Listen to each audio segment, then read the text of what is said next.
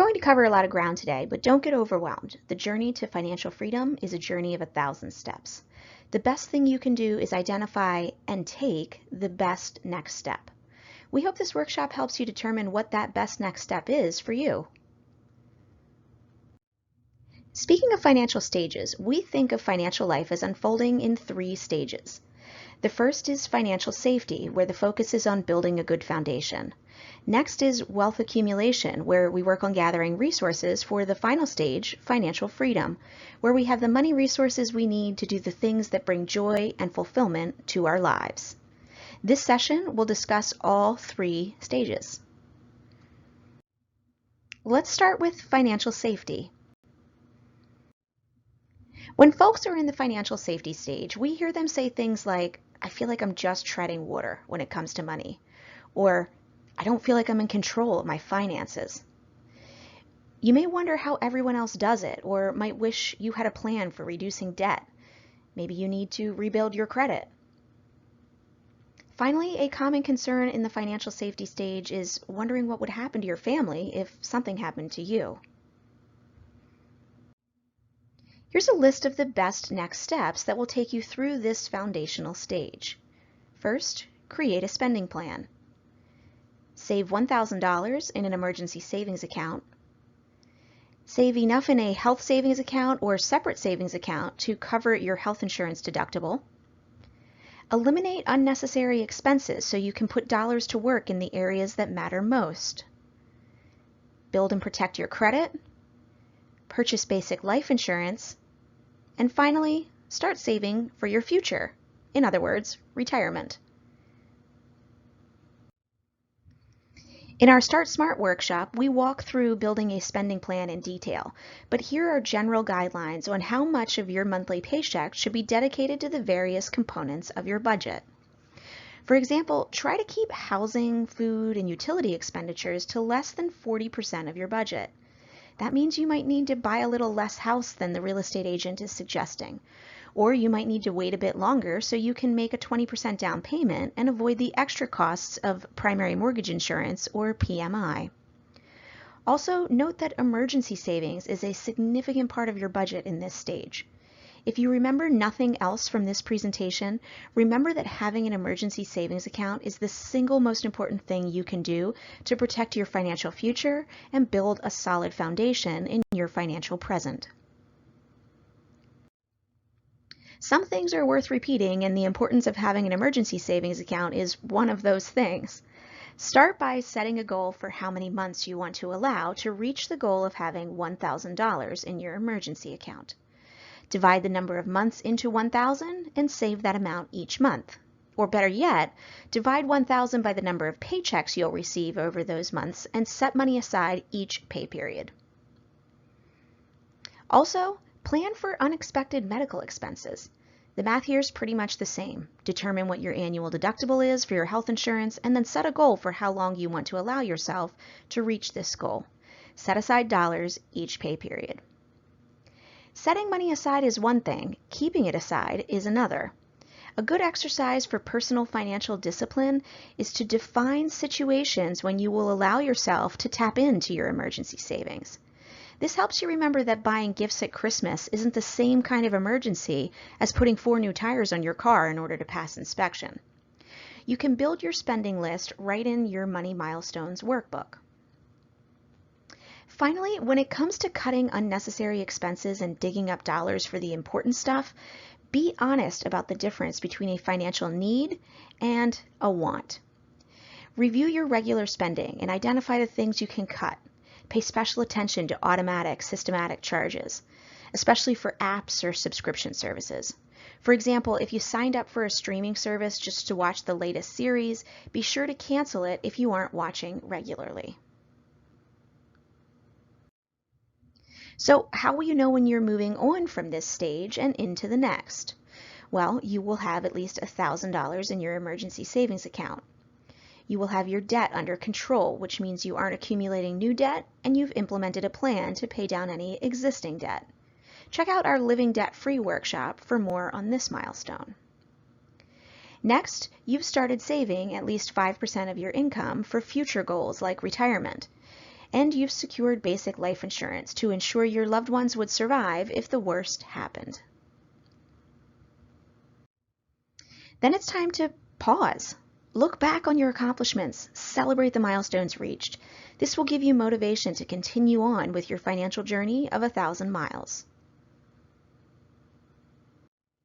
With that, we're moving on to stage 2, wealth accumulation. If you're here, you might be wondering if you'll be able to retire on time, or perhaps you've started thinking about your children's college. Maybe you're wondering about investing or paying down your mortgage. Perhaps you wonder what it would be like if you lost your job or experienced a long-term illness. Maybe you have visions of a dream vacation or a second home, or questions about insurance. If this sounds like you, and assuming you've checked off the key steps in the financial safety stage, you're probably in the wealth accumulation stage. While getting your retirement savings started was a step in the safety stage, now you should be aiming to save 10 to 15% or more in your 401k. Also, be more aggressive about paying down high-interest debt and build your emergency savings up to 3 months of your living expenses. Now is also a good time to complete a retirement projection to figure out if 10 to 15% will get you to the finish line at your ideal retirement age. Also, odds are your financial obligations have increased. Maybe you have a spouse or partner, children, a mortgage. So it's a good time to evaluate your insurance coverage and add more in the areas where you have more risk. You can also begin looking ahead. Goal-based investing for things like a second home or starting a business are on top of mind for folks in this stage. And as your investment accounts grow, you might also want to increase your investment knowledge. Since retirement is probably your single biggest financial goal, retirement savings are a primary focus of this stage. Aim to increase your 401k savings to the level necessary to get the full match from your employer. Compare that to what you're saving now and increase your contribution as quickly as possible. If your employer does not offer a match, reach for a savings level of 15%. And if you're not where you need to be yet, remember, best next step. Set a goal to increase your savings rate by 1 to 2% each year. At this level, you probably won't notice the change in your take-home pay, but as time flies by, your retirement savings account will thank you. The 3 components of this stage are: increase your emergency savings from our financial safety goal of 1,000 to our wealth accumulation goal of 3 to 6 months of living expenses. Like before, set a goal, give yourself a deadline, and then figure out how much you need to set aside each paycheck to get there. Next, dream a little. Setting a big goal that's more immediate than retirement will go a long way to keeping you motivated. Maybe you can reward yourself and your financial discipline by taking a big trip. Maybe head to Yellowstone or Europe or Disney. Finally, we can't reach financial safety if we still have debt, especially high interest or variable rate debt. So this is a good time to implement a debt elimination plan. Once again, our Living Debt-Free workshop dives deep into this topic. What does progress look like in the accumulation stage? Well, your retirement savings rate will be enough to get your full employer match and will be approaching 15%. Hopefully you've also completed a retirement projection. Your emergency savings account holds a healthy 3 to 6 months of savings. At this level, it might be tempting to invest those dollars to earn more, but don't give in to that temptation. Emergency savings play a very different role than your investment dollars. We need to be able to access these dollars quickly, and we can't afford any exposure to the ups and downs of the financial markets because we have no way of timing a financial emergency. As you move out of this stage, you've also evaluated your insurance needs, including life and long-term care insurances. Our Insurance 101 session walks through the various insurances in detail. Finally, to be ready to transition to financial freedom, you will have put your high-interest debt in the rear view. Note, I didn't say all debt. Some debt is really just leverage. For example, if you're a little short on your retirement savings, there's nothing wrong with carrying a low-interest mortgage into retirement instead of spending investment dollars, because typically those investment dollars will earn more than you're paying in interest. Being rich is having money. being wealthy is having time. In stages 1 and 2, it's tough to appreciate this quote, but as you enter the financial freedom stage of this journey of 1,000 miles, I bet this will resonate with you. By taking time to build a strong foundation and living with financial discipline, you will reach a stage where it's no longer about the money, rather what money can do for you. Freedom is buying time by retiring and generating your own paycheck from assets you've accumulated through the years.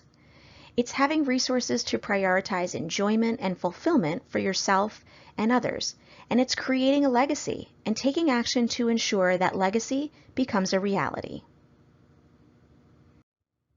How will you know if you're seeing the light at the end of the tunnel? Well, you might feel like retirement is a possibility, but you're wondering if you have your ducks in a row. You probably have adequate insurance in place, but wonder if you should be using insurance as part of an estate plan. You worry less about spending money and more about spending time. Perhaps you're thinking about downsizing your home or feel like you should update your estate documents. Maybe you simply wish you had more time to volunteer and give to things and organizations you're passionate about. The essential best next steps within the freedom stage are to fine-tune your retirement plan and attempt to maximize your 401k and IRA contributions. Also, since you can spend health savings account monies in retirement, you can aim to max out your HSA if you have one. Check out the Understanding Your HSA workshop for more on this topic.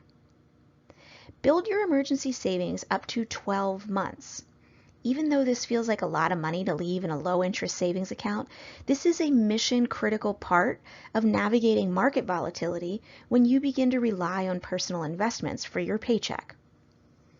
Also, talk to an advisor about building a strategy for collecting Social Security. It isn't as straightforward as take it as soon as you can get it.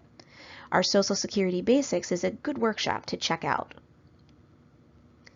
Begin to consider housing options too. While it's tough to leave the 5-bedroom house you raised your kids in, most folks who join a retirement community wish they'd done it sooner. Doing it sooner frees you from lawn work and home maintenance, so you can take the trips you've dreamed of. It's also great to give yourself time to meet new friends and develop your social network, which is critical as you grow older. Finally, while it isn't pleasant to think about, updating your estate documents is one of the important things you can do for your loved ones. Let's take another minute to talk about retirement. Even if you've been a disciplined, long-time saver, it's wise to test your plan now. Work with a Money Nav coach or a financial advisor to test the conversion of those account balances into paychecks. If you find you aren't on track, you'll need to decide whether you want to work a little longer or spend a little less in your golden years. The Retirement Income Planning Workshop takes a deep dive in this topic. The essential steps in the freedom stage are to max out savings and investment opportunities in retirement and HSA accounts.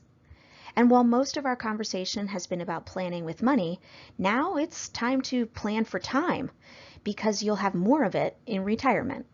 In fact, one of the most common reasons folks delay retirement isn't lack of money, it's not knowing how they will spend their time. Be sure you also get your estate plan in order. Check out our Estate Planning Basics workshop for more information. And finally, make sure you focus on what brings you joy. Now is a great time to think about the hobbies and volunteer opportunities you might pursue in retirement. And those are the 3 financial stages.